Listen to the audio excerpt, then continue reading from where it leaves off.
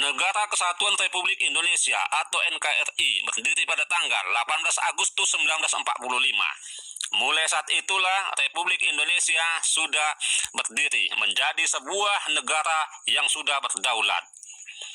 Sehari sebelum NKRI terbentuk, tanggal 17 Agustus 1945, bangsa Indonesia menyatakan kemerdekaannya dengan dikumandangkannya teks proklamasi yang dibacakan oleh Bung Karno didampingi Bung Hatta.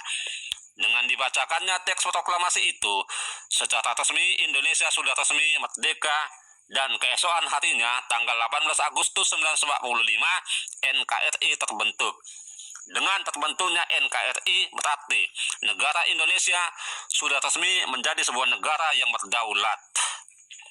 Kemudian di tanggal 18 Agustus 1945, NKRI yang sudah terbentuk memilih Insinyur Soekarno sebagai Presiden Republik Indonesia dan Dr. Andos Muhammad Hatta sebagai Wakil Presiden Republik Indonesia. Selanjutnya dibentuk UUD 1945 sebagai konstitusi negara dan juga KNIP, Komite Nasional Indonesia Pusat. Di tanggal 2 September 1945 terbentuklah Kabinet Indonesia yang pertama atau yang dikenal dengan nama Menteri Negara. Tugas para menteri ini adalah membantu Presiden dalam tugas pemerintahan. Indonesia menjadi sebuah negara sudah terpenuhi dengan adanya wilayah, adanya pemerintahan yang sah, dan ada rakyatnya. Walaupun Indonesia sudah merdeka tanggal 17 Agustus 1945 dan resmi menjadi sebuah negara dengan nama NKRI, Negara Kesatuan Republik Indonesia. Namun Belanda tidak mengakui kemerdekaan Indonesia. Bahkan bangsa Belanda masih menganggap Indonesia masih hidup dalam penjajahan. Masa bodoh dengan Belanda. Yang penting dunia internasional sudah mengakui kemerdekaan Indonesia dan sudah mengakui Republik Indonesia sudah resmi menjadi negara yang berdaulat penuh. Karena ketidaksenangan bangsa Belanda dengan Indonesia, sehingga 1 bulan setelah Indonesia merdeka, bangsa Belanda yang tak tahu diri itu kembali lagi datang ke Indonesia dengan tujuan untuk menjajah kembali. Kali ini bangsa Belanda bergabung dengan sekutu. Mereka membentuk kumpulan organisasi yang namanya NICA, NICA, Netherlands Independent Administration, yang datang ke Indonesia tanggal 16 September 1945 dan juga membentuk AFNI, Allied Force Netherlands East. AFNI mendarat di Indonesia tanggal 29 September 1945. Kedatangan bangsa Belanda itu ke Indonesia membuat Indonesia menjadi resah dan gelisah karena teringat kekejaman bangsa Belanda di masa lalu. Tentu saja rakyat Indonesia di setiap daerah tidak tinggal diam dan bangkit melawan penjajahan Belanda. Pejuang-pejuang Indonesia rela mati demi mempertahankan kemerdekaan Indonesia yang sudah diraih sejak tanggal 17 Agustus 1945. Perlawanan rakyat di setiap daerah berjuang untuk mempertahankan kemerdekaan, mengusir penjajah, di antaranya penjajahan Belanda, di antaranya peristiwa Merah Putih atau dikenal dengan nama Hotel Yamato yang terjadi tanggal 19 September 1945. Pertempuran Ambarawa 20 Oktober 1945. Peristiwa Medan Area 13 Oktober 1945, Pertempuran Surabaya 10 November 1945, peristiwa Bandung Lautan Api 23 Maret 1946, Pertempuran Puputan Margarana di Bali tanggal 20 November 1946. Dan masih banyak lagi pertempuran yang dahsyat yang dilakukan rakyat Indonesia kepada bangsa Belanda. Di dalam pertempuran itu, banyak kesuma bangsa yang gugur demi mempertahankan kemerdekaan.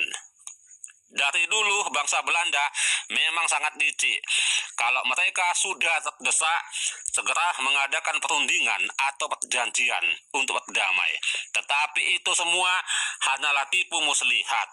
Perundingan atau perjanjian yang pernah dilakukan Belanda selama berkuasa setelah Indonesia merdeka adalah Perjanjian Linggarjati 25 Maret 1947, Perjanjian Renville 17 Januari 1947, Perjanjian Rumroyen 7 Mei 1949, dan Perjanjian KMB Konferensi Meja Bundar 23 Agustus hingga tanggal 2 November 1949. Semua perjanjian itu hanyalah menguntungkan bangsa Belanda dan merugikan bangsa Indonesia.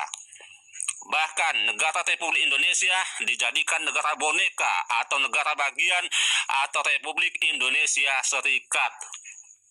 Selama tahun 1946 hingga 1950, Indonesia terpecah dibagi menjadi 7 negara bagian atau negara serikat, yaitu negara Republik Indonesia, negara Indonesia Timur, negara Pasundan, negara Jawa Timur, negara Madura, negara Sumatera Timur, dan negara Sumatera Selatan.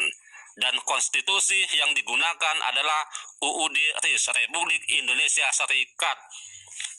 Tentu saja negara RIS Republik Indonesia Serikat tidak sesuai dengan cita-cita proklamasi dan UUD 1945 karena negara Indonesia terpecah akibat ulah Belanda dan rakyat berjuang dengan segala cara agar mengembalikan negara Indonesia seperti semula yang berdiri tanggal 18 Agustus 1945. Akhirnya dengan perjuangan yang begitu hebat dari seluruh rakyat Indonesia, pada tanggal 17 Agustus 1950, Indonesia kembali lagi menjadi negara kesatuan Republik Indonesia. Dan seperti yang diinginkan rakyat, tapi konstitusi yang digunakan adalah konstitusi UUDS, Undang-Undang Dasar Sementara. Walaupun UUDS, tapi negara Indonesia sudah utuh kembali. Walaupun bangsa Belanda masih berkuasa, tetapi Indonesia tetap menggunakan NKRI. Dan perlu diketahui, selama Indonesia memakai konstitusi RIS dan UUDS, pemerintahan Indonesia tidak sepenuhnya dijalankan mutlak oleh presiden. Presiden bertugas sebagai kepala negara, sedangkan yang bertugas sebagai kepala pemerintahan adalah Perdana Menteri. Adapun Perdana Menteri yang pernah menjabat di Indonesia antara lain Sultan Syahrir, Amir Syarifuddin, Muhammad Hatta, Abdul Halim, Muhammad Natsir, Sukiman, Wilopo, Ali Sastro Amijoyo, Burhanuddin Harahap, Juanda Kartawijaya, dan lain sebagainya. Barulah setelah Indonesia kembali ke UUD 1945 melalui Dekret Presiden 5 Juli 1959, jabatan Perdana Menteri dihapuskan dan Presiden menjabat sebagai Kepala Negara dan Kepala Pemerintahan. Konstituante dibubarkan dan kembali ke UUD 1945 secara murni dan konsekuen. Melalui dekret presiden inilah dikenal dengan nama demokrasi terpimpin yang berlangsung tahun 1959 hingga tahun 1966. Demokrasi terpimpin ini dikenal juga dengan nama Orde Lama yang dipimpin oleh Presiden Soekarno. Setelah Orde Lama tumbang, dilanjutkan dengan nama Orde Baru yang dimulai pada tanggal 12 Maret 1966 hingga 21 Mei 1998. Zaman Orde Baru dipimpin oleh pemerintahan Presiden Soeharto.